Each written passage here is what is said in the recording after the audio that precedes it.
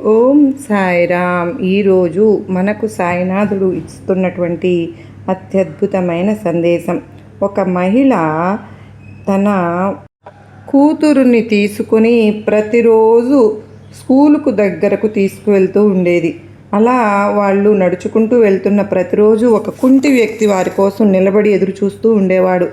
తల్లి ఎప్పుడు అతన్ని చూసి నవ్వుతూ పలకరిస్తూ ఉండేది. వీలైనప్పుడల్లా అతనికి తనకు తోచిన సహాయాన్ని అందిస్తూ ఉండేది.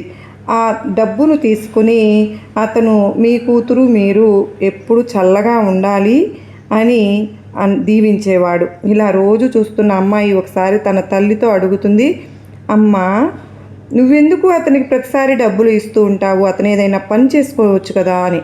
తల్లి బదులిస్తుంది, అతను కుంటివాడు కదా, ఎలా పని చేసుకోగలుగుతాడు అంటూ తల్లి ప్రతిరోజు ఆ వ్యక్తికి డబ్బులు ఇవ్వడం ఆమెకు నచ్చేది కాదు. ఒకరోజు ఆ అమ్మాయి ఒంటరిగా స్కూల్ నుండి తిరిగి వస్తున్న సమయంలో అతను అక్కడే నిలబడి ఉండడం చూసి ఆమె ఆ వ్యక్తి దగ్గరకు వెళ్ళి అతనిని తిట్టడం మొదలు పెడుతుంది. నీకు సిగ్గు లేదా? ఎప్పుడు మా అమ్మ దగ్గర డబ్బులు తీసుకుంటూ ఉంటావు. డబ్బులు కావలసి వస్తే ఏదైనా పని చేసుకునవచ్చు కదా. సిగ్గుంటే ఇంకోసారి మా కంటికి ఎదురు పడవద్దు అని తిడుతున్న ఆ వ్యక్తి బాధగా అక్కడి నుంచి వెళ్ళిపోతాడు. మరుసటి రోజు తల్లి ఎప్పటిలాగానే తన కూతుర్ని స్కూల్ నుండి తీసుకువస్తూ ఉన్న సమయంలో ఆ వ్యక్తి అక్కడ లేకపోవడం చూసి అతను ఎందుకు రాలేదు అని అనుకుంటుంది. కూతురు తన తల్లికి జరిగిన విషయమంతా చెబుతుంది. తల్లి బాధగా బదులిస్తుంది, ఎంత తప్పు చేశావో తెలుసా? అసలు అతనికి కాలు విరిగింది నీ వల్లనే. ఒకసారి నీవు చిన్నప్పుడు 4 ఏళ్ల వయసులో నా చేతుల్లో నుండి తప్పించుకుని ఆ రోడ్డు మీదుగా వచ్చేసావు. ఒక బస్సు నీ మీదుగా రావడం చూసి అతను వేగంగా వచ్చి నిన్ను రక్షించాడు. ఆ ప్రయత్నంలో అతను తన కాలి స్పర్శను పోగొట్టుకున్నాడు. తన ఉద్యోగాన్ని కూడా కోల్పోయాడు.